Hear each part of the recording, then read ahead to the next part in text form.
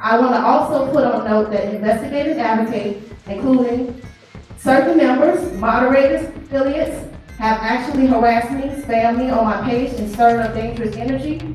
Echoing to the cyberbullying, some of the people that's yelling this are the same ones that started this, even with the people they mentioned, started this whole cyberbullying campaign. I've heard that complaint over and over, that anytime someone tries to speak directly to Tiffany, she won't even acknowledge them. Not once. You could be pleading your case, asking serious questions, or calling... Yes, good evening. I echo some of the same sentiments about Robert Hunt. This is no disrespect to him as a person. I feel like he doesn't have a lot of integrity to me from what I've seen. No, definitely don't. Seems like he does what he's told to do and not what's right, and that's a hard pill to swallow when he's the finance director. I just tried to talk to him now. He said he'll be back or whatever it was, but still no engagement.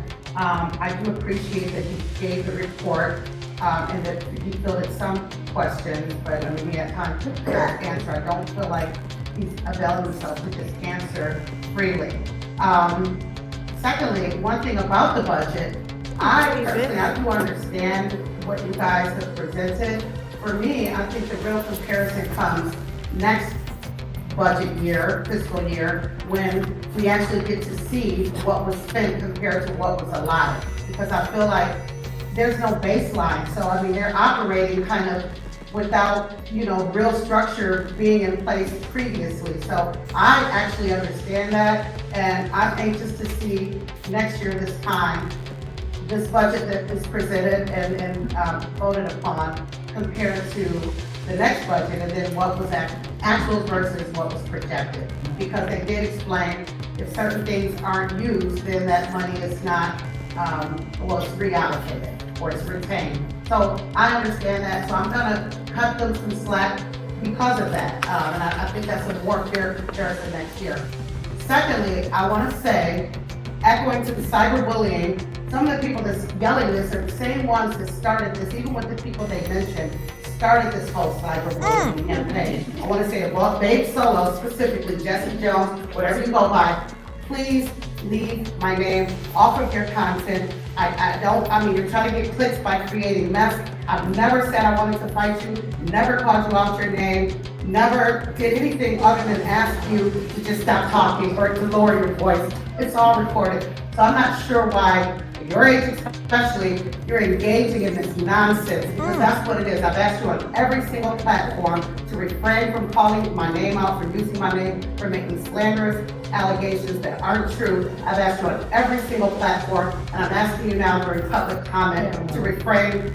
This is what I'm dealing with. But anyway, I just wanted it on record. I didn't say anything. She's relentless, she's obsessed, and I think there's something more to it. But anyway, thank you, administration. Sorry I had to take your time with this, but again, I feel like, things need to be put in place to ease the contention. And some people strive off of contention and mess, and I don't want to be a part of it. And I'm making that public statement right now and asking that a few people, this person specifically, leave my name out of her mess. Thank you. Wow.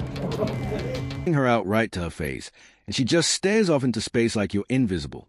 If you think that's an exaggeration, go watch the footage for yourself. Not a single second of eye contact. That's not just rude, that's calculated. It's psychological warfare dressed up as politics. And Tiffany plays that role like it's second nature. Say it with your chest. Baby, say it like you mean it. Because these folks out here, doing the absolute most. The thirst is unbearable, dry as a desert in July. And look at this lady laughing like she already knows who we're clocking. She's not surprised. She's been watching the same train wreck. Yeah, that's Babe Solo. Does the name sound familiar? It should. She's been bouncing through everyone's chat like a beach ball in a hurricane. And now she got her own little channel and thinks she's brand new. Girl, please. We've seen that face, that name, that whole fake vibe before. Let me tell you why I barely got moderators, and it's by design. Babe Solo be a mod on channels that don't even rock with each other. She plays both sides like she's in the NBA Finals. Who does that? That's not modding. That's messy. That's sabotage wrapped in emojis. She jumps in every live talking about, can I be a mod? Girl, why are you so pressed for a wrench? You trying to moderate or manipulate? When you ask to mute people before you say hello, I'm already side-eyeing you. That's not community, it's control. And look at her now, bucket hat on, fake chill, like we didn't catch her in 4K. Vivian knew what time it was too. As soon as she got called out, stone cold statue mode. Didn't blink, didn't breathe. That's Tiffany Henyard behavior, fake composure covering real pettiness. She heard every word. We all did. But she wouldn't even turn her head. Wouldn't acknowledge the woman right in front of her. Like, girl, this ain't House of Dragons. Look people in the face when they call you out. That's silence. That's not poise. That's guilt with lip gloss. And here's the part that gets me. These same folks crying about being ignored are now doing the exact same thing. They're rewriting history across platforms like we don't have receipts. Baby, we kept the screenshots. And I don't forget nothing. Especially not this kind of double standard. Shout out to the admins. Sorry you all had to get dragged into this reality show. But when it's giving Tiffany 2.0, we got to speak on it. Because it's always the same people. Smile in your face, cut your MIC, then play victim when you bring up their receipts. We see you. Ain't much worse than a hypocrite in denial. And let me be clear, when somebody calls you out and you can't even make eye contact, that's not grace. That's guilt tap dancing across your soul. She knew exactly what she was doing and who she was doing it to. What's funny is, this wasn't online. This was real life. That woman stood up, spoke facts, and neither of them moved. Frozen, like mannequins in maces. That's because they're used to throwing shade in the dark and hiding behind filters, not handling smoke in real time. But the game's different now. The internet ain't enough to cover your mess anymore. You created the fire, and now you want to cry about the heat? Nah. Keep my name out your group chats and out your storylines. I don't need to co-star in your circus. And look at the performative nonsense. As soon as the speaker sat down, boom, suddenly they can move again. Guess what? Her neck works now. It's a miracle. The Lord healed her in real time. That temporary paralysis magically vanished the moment the spotlight dimmed. But let's keep our eyes on the real story. This ain't personal. It's public record. It's accountability. Let's roll the tape back to July 14th. That's when Bradley stepped up and asked the new supervisor straight up, do you really think copying Tiffany's playbook is a move? And like clockwork, denial on demand. I wasn't being critical, he said. Textbook deflection. Still no accountability in sight. Bradley didn't let up. Don't you think this looks bad after what residents already went through? And once again, the supervisor did the dodge and weave with that tired PR phrase. That's an unfair assessment. But here's our assessment.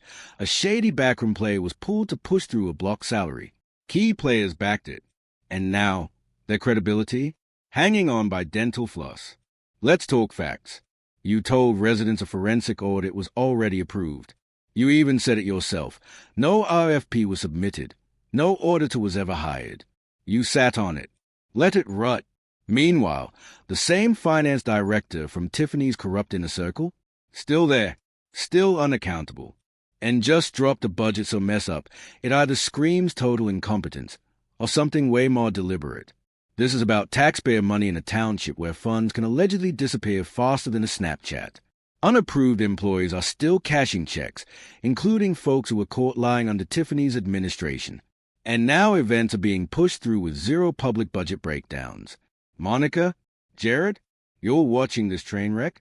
At least the last circus had the courtesy to flash the budget before snatching the wallet. And let's break down that Bible quote you tossed Ben Rowley. A workman is worthy of his wages. Real cute. But let me give you one better. The steps of a good man are ordered by the Lord. So, what exactly are your steps saying? 'Cause from where we're standing, they don't look anointed. That mirror you looking into might need a second glance and a whole lot of prayer. As for the rest of the board, don't forget why you're in those chairs to begin with. You weren't swept in on Napoleon's velvet blazer. You were elected, individually. So check your motives. Did you show up to serve the people, or just stunt for likes and loyalty points? This ain't about status. It's about service. But right now, you'll look like background actors in someone else's scandal. She said what needed to be said and delivered it with precision. That closing line, still echoing, because Napoleon's agenda is crystal clear. He walks like a villain, grins like a politician. But what about the rest of y'all? What about the warriors who helped drag Tiffany down and now suddenly too quiet to clap back? What happened to all that fire? Mary Avant. Yeah, we saw you. The lady with the glasses. The loud voices. The ones who used to be front and center with all the smoke. The community remembers. And we see the silence. So what gives? Did the mission shift? Or did you? 'Cause when people needed truth the most, some of y'all pulled a disappearing act worthy of Netflix.